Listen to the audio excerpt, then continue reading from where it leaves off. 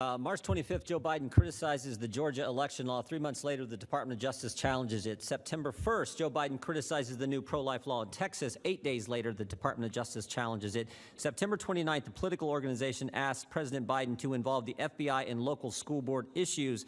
5 days later, the Department of Justice does just that. Mr. Attorney General, was it just a coincidence that your memo came 5 days after the National School Boards Association letter went to the president? So we are concerned about violence and threats of violence across the board against school officials, against Is there any connection, Mr. Attorney General, with the school board letter and then 5 days later your memo to regarding school board issues? Obviously, the letter, which was public and asked for assistance from the Justice Department, was brought to our attention, and it's a relevant factor in. Who gave you the letter? I'm sorry? How'd you become aware of the letter? Who gave it to you? I read about the letter in the news. That's how I read about it. What the White House told you to write the memo? No one in the White House spoke to me about the memo at all, but I am sure, at least I certainly would believe that the White House communicated its concerns about the letter to the Justice Department, and that is perfectly, that was my next question. Did you or anyone at the Justice Department discuss the memo with White House personnel or with anyone at the White House before the memo was sent? I did not. I don't know whether anyone discussed the memo. I am sure that the communication from the National Association of School Boards was discussed between the White House and the Justice Department, and that's perfectly appropriate, just as— Who were those individuals? Who at the White House talked with? Who at the Justice Department? I don't know. I don't know. Did they talk to you? Did someone call you? I think I've answered. No one from the White House spoke to me. But the White House is perfectly appropriately concerned about violence, just like they're concerned about violence in the streets, and they make requests of the Justice Department in that respect, just like they're concerned Did you or anyone at the Department of Justice communicate with the American Federation of Teachers, the National Education Association, the National School Boards Association prior to your memo? I did not. I don't know. You don't know if anyone else at the Justice Department did? I don't know.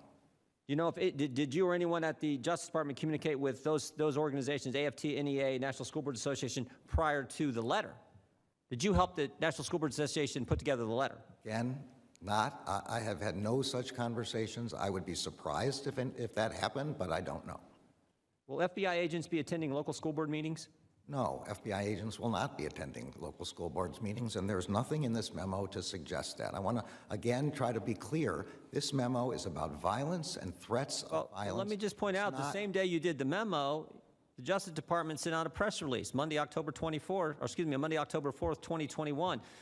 The press release says, Justice Department addresses violent threats against school officials and teachers. Now, you said earlier to a question from one of my colleagues on the Republican side that parents aren't domestic terrorists, we're not going to treat them that way. But let me just read from the third paragraph. According to the Attorney General's memorandum, the Justice Department will launch a series of additional efforts in the coming days designed to address the rising criminal conduct directed towards school personnel.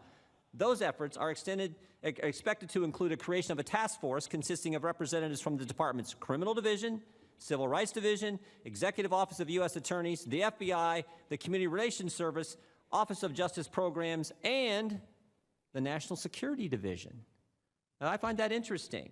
You said there's no way you're going to be treating parents as domestic terrorists, but you got the National Security Division in a press release regarding your memo that day.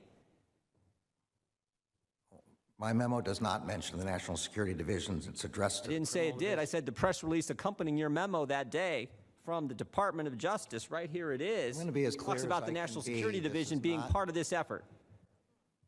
I want to be clear as I can be. This is not about what happens inside school board meetings. It's only about threats of violence and violence aimed at school officials, school employees, and teachers. First sentence of your memo, very first sentence, you said, in recent months there's been a disturbing spike in harassment, intimidation, threats of violence. Yes. When did you first review the data showing this so-called disturbing uptick? So I read the letter, and we have been seeing over time threats. Whoa. I didn't ask you. So you read the letter. That's your source? So let me be clear. This is not a prosecution or an investigation. Is there some study, some effort, some investigation someone did that said there's been a disturbing uptick, or you just take the words of the National School Board Association? Well, the National School Board Association, which represents thousands of school boards and school board members, says that there are these kind of threats. When we read in the newspapers reports of threats of violence, when that is in the context of threats of violence The against source all- for this, for the very first line in your memo. Time of the gentleman has disturbing spike expired. Was the School The Boards time of the gentleman has Association been letter. expired, Mr. Deutsch. Thank you. Gentlelady's time has expired, I yield back. and the gentlelady yields back. The chair now recognizes Mr. Stubbe from Florida for 5 minutes. Thank you, Madam Chairman. Attorney General Garland, in your Senate confirmation hearing, you referred to the January 6th protests as the, and I quote, most dangerous threat to democracy in your law enforcement and judicial career. In that same hearing, you even compared January 6th to the Oklahoma City bombing case you worked on, where 168 people were killed. In June 15th, a speech announcing a new enhanced domestic terrorism policy, you cited January 6th as a motivation for that new policy. You went on to describe January 6th, and I quote, as an assault on a mainstay of our democratic system. You have said that prosecuting extremist attacks on our democratic institution remains central to the mission of the Department of Justice. So suffice it to say, it's clear that you feel very strongly about using the full force of your position to prosecute those involved in the January 6th protests. What is not clear, however, is if you will use the same force against violent left-wing domestic terrorists. Just last week, on October 14th, a group of extremist environmental and indigenous protesters forced their way into the Department of Interior. They fought with and injured security and police officers, sending some of those officers to the hospital. The extremists violently pushed their way into a restricted government building in an attempt to thwart the work of the Department of Interior. Police arrested at least 55 protesters on site, but others got away. Mr. Garland, do you believe that these environmental extremists who forced their way into the Department of Interior are also domestic terrorists? I'm not going to be able to reference that specific incident since this is the first I know about it, but I will say that the department does not care. So this is the first that you know about an incident where protesters forced themselves into a federal government building right here in D.C. Like you didn't hear about this at all? This particular example, it doesn't mean the Justice Department doesn't know about it, but I personally haven't heard about it before, what you're saying right now. But I want to be clear, we don't care whether the violence comes from the left or from the right or from the middle or from up or from down. We will prosecute violations of the law according to the statutes and facts that we have. This is a nonpartisan determination of how to do that. All right, I'll make it a little clearer for you. And most of us are lawyers here, so we use evidence in court. So you got two pictures here. One picture is from January 6th of individuals forcing themselves into the Capitol. This other picture is extremists forcing themselves into the Interior Department. So looking at these pictures, and I know you say you're not aware of this, which blows my mind that you're not aware of violent extremists forcing their way into a department right here in Washington, D.C., into a federal building. But just with these evidence, with these two pictures that you see here of people forcing themselves into a federal building, would you call both of these acts domestic terrorism? Look, I'm not going to comment about particular matters. This is a matter that... I'm not asking you to Well, comment on a particular... I'm asking you to comment on these two photos. You have two pictures of individuals forcing themselves into a government building right here in Washington, D.C.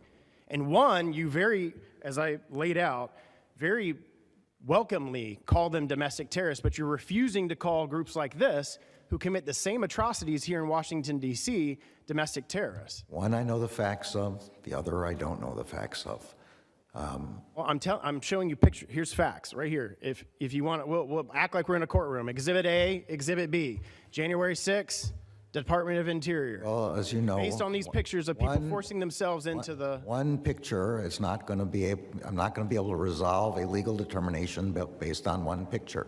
In the January 6th case, we have terabytes of video which disclose exactly what happened. Speaker Pelosi, mindly, still hasn't released to the American public to view all that video that has been captured here in Washington and in the Capitol complex. But that's the problem that everyday Americans are facing right now, is they see these type of comments that you've made about January 6th, yet you're completely, and you're not answering my question now, and you're saying, well, that's an ongoing investigation and I don't know about it. But clearly, based on the pictures, clearly what has occurred, factually what's been widely reported in all sorts of different American outlets, that these individuals forced themselves into a building here in the Department of Interior, and you're refusing right here today before the American people to say, yes, that's the same type of activity that I'm going to bring the full force of the Department of Justice to come against, regardless of the ideology which you have said in the past, but you're refusing to do that today. And that's the problem with the challenges that this administration, your department is facing is everyday Americans who are seeing this on TV, and now you have the opportunity to set the record straight and say both of those actions, regardless of ideology, are against federal law and will be prosecuted with the full faith and credit of the Department of Justice, and you're refusing to do that. And that's the challenge that everyday Americans are having right now, is because they're seeing what you guys are doing to the people on January 6th, to the point where even a judge is saying that the speaker before me had 30 extra seconds. I asked the same deference that you gave to the previous speaker. That you have even judges who recently even held the Department of Corrections in contempt related to the way that the January 6 suspects have been treated, and you're refusing to even comment on the very acts that have just occurred here. And that's what is horribly wrong, and it is happening in our country, that the American people are seeing your refusal to answer those questions.